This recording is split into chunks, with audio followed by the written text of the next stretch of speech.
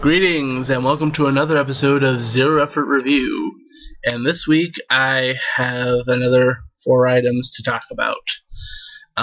First off, I want to talk about the next part of the Metal Gear Solid HD collection, Metal Gear Solid 3, Snake Eater. I will never sing again. I apologize. Anyways, I played this back on PS2 ages ago, ages and ages ago when it first came out, and I hated it because I could not understand what was going on. Then Subsistence came out, and it was infinitely more playable, and it's a great game. I love Metal Gear Snake Eater. It's just really great. Good story, great gameplay, fun bosses, just a great game overall. I could not recommend it. It's probably one of my favorites in the series as of right now. I still got Peace Walker to go through and, play through that and see if I like it. But it's really close. I love Metal Gear Solid as overall, but just, gameplay-wise, story-wise, Snake Eater might be the best one, just as a whole package. Some of the other installments do story better, or maybe they do gameplay better. The gameplay one's kind of a bit of a given because they just, the gameplay advances as the series goes on, So that one's a bit of a given, but it just, everything comes together really tightly in this, in I said almost a film, because Kojima, thanks a lot. But everything just comes together really tight in that game. Just great game. Super fun. Love it to death. Can't recommend it more than I already have. So, next on the list is... I've been looking forward to watching this film for a long time. I'm so glad I finally get to talk about it, because I've heard a lot of people say good things about it. Idiocracy. It's a Mike Judge film, and like most of Mike Judge's work, it takes a smart look at the idiocy of the world, well, particularly American culture. And again, it's really dumb, but it's really smart about its its idiocy. Not idiocracy, it's idiocy. Even though I'm talking about the film Idiocracy. But yeah, it's I say it's smart because it seems so plausible.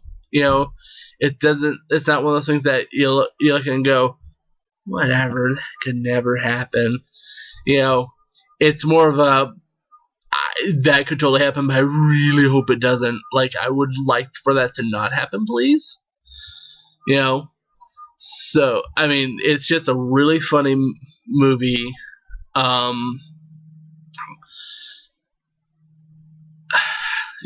it looks at, how people talk, how people act, just how the general trends are kind of going, in a very satirical light, again, as Mike Judge has wanted to do.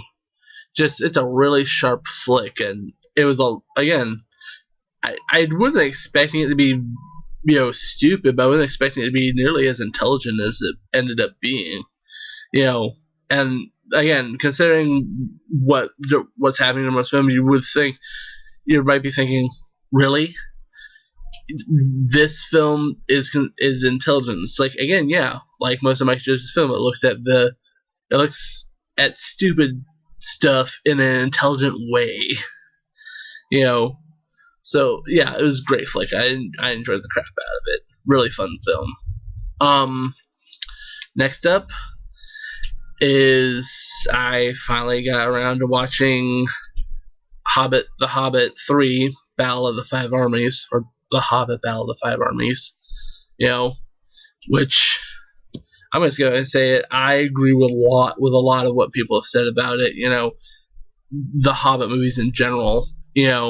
That they're too long, they're too bloated. It's not that they're too long or too bloated. They're unnecessarily long and bloated. You can have something that's it's too long. Could have been cut down a bit to been better, but overall it's good. No, these films, all three of them, they're unnecessarily long and bloated.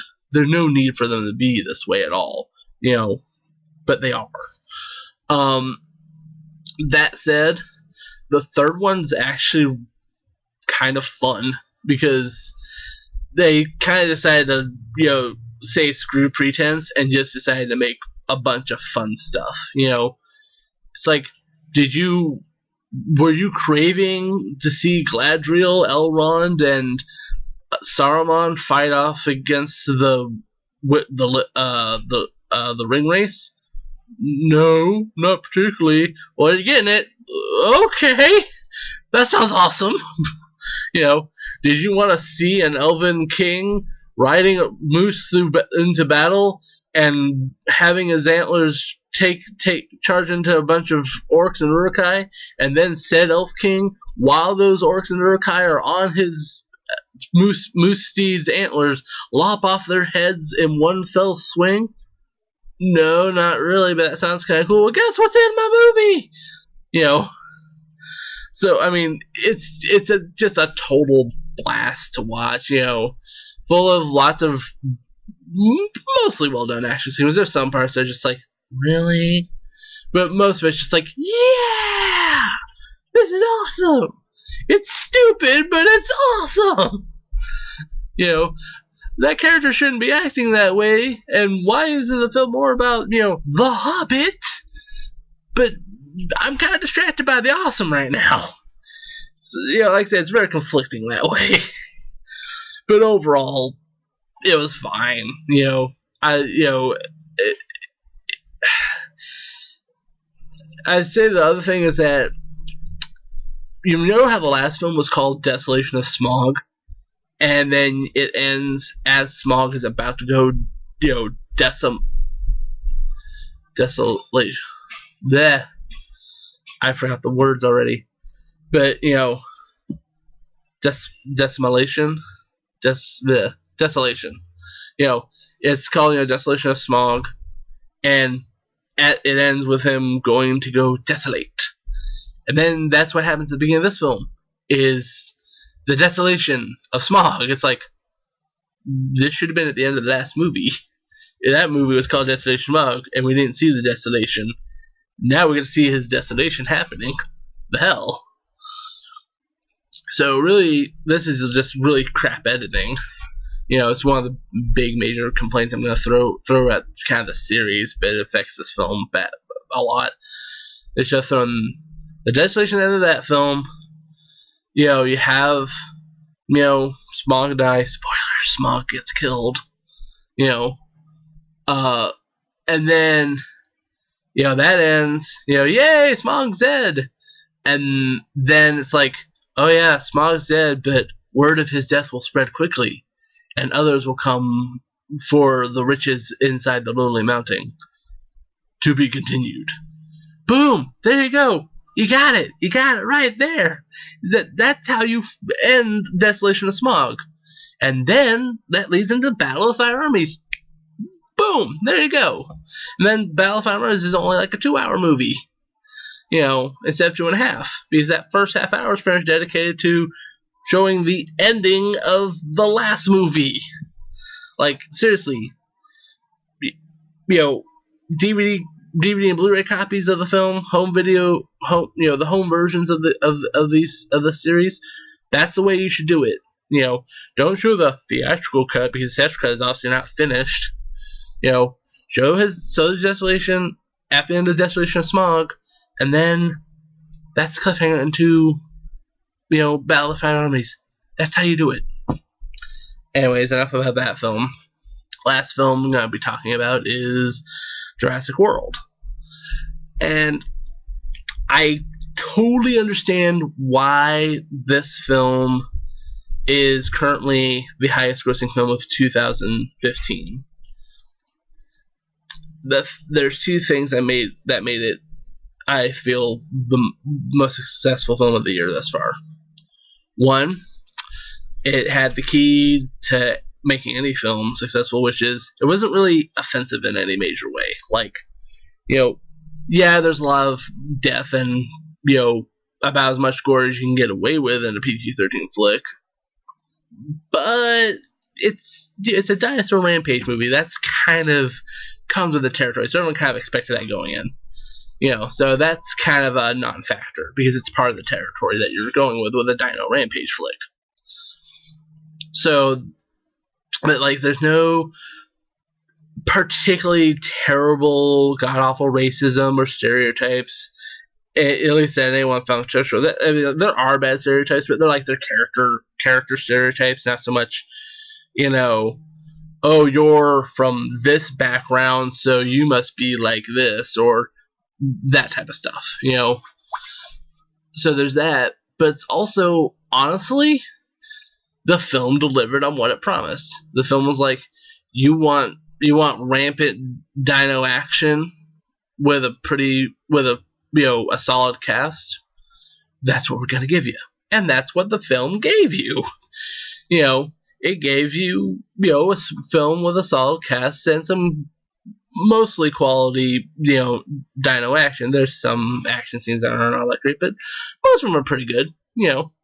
Nothing spectacular. Okay, except for, of course, the last bit, which I'm just gonna fucking spoil it here for you. I don't give a crap. I usually don't spoil, but I'm going to because I have to talk about this moment because honestly, it's really integral to whether or not you're going to like the film or not, whether or not you want to see it. And it's something you do have to see to really, love. Which is, you got the big final scene, with the Indominus Rex wreaking havoc on the park. He's got our hero, it's got our heroes, in a corner. And one of the kids goes, "We need more teeth to fight this thing." And Bryce Dallas Howard's character gets a bright idea. Goes and opens up a paddock and unleashes the T-Rex. And no, it's not just the T-Rex fighting Indominus Rex. Oh no, that's too simple. I mean, nah. No, we got some T-Rex and Raptor versus the mutant dino genetic freak. It's just, okay, Legendary Pictures, I know you made this, help produce this movie. I know you're producing the Godzilla flicks. Take a page from your own playbook with this movie and do this, what you did in Jurassic World, do that for the next Godzilla flick. Please. I'm begging you. Because if you can do that, best Godzilla movie. Best freaking Godzilla movie ever. Ever. I don't know why I'm saying ever like that, but I'm going to say it anyways. It's the best Godzilla movie ever.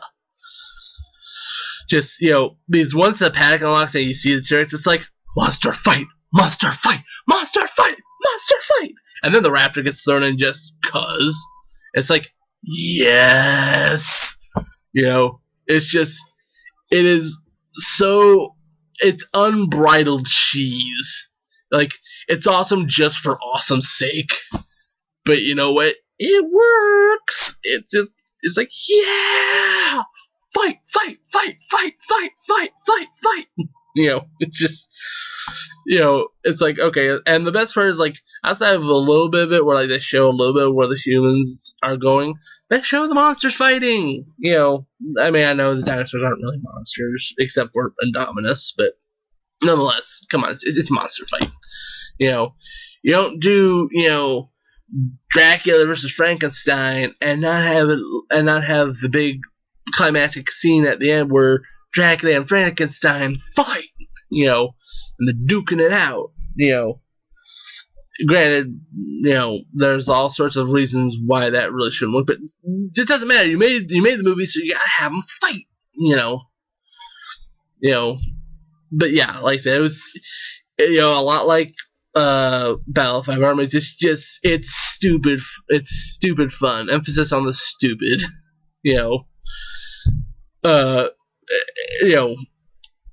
just fun stuff all around. So yeah, outside of Metal Gear Solid 3, which I had played before, like I said. Everything I watched I'd never seen before, and I enjoyed pretty much all of it, so yay, next, probably coming up later this week, I'm probably going to have a video dedicated solely to, the Chucky series, come out just before Halloween. I'll probably have that out before Halloween, because I make my way watching through that, because that time of the year, gotta watch me some monster flicks, some creature features, some horror films, all that fun stuff. And I love Chucky, so which should give you an idea of how that review is probably going to go down. Anyways, up until I come out with that one here later this week, I'll see all you guys on the flip side later.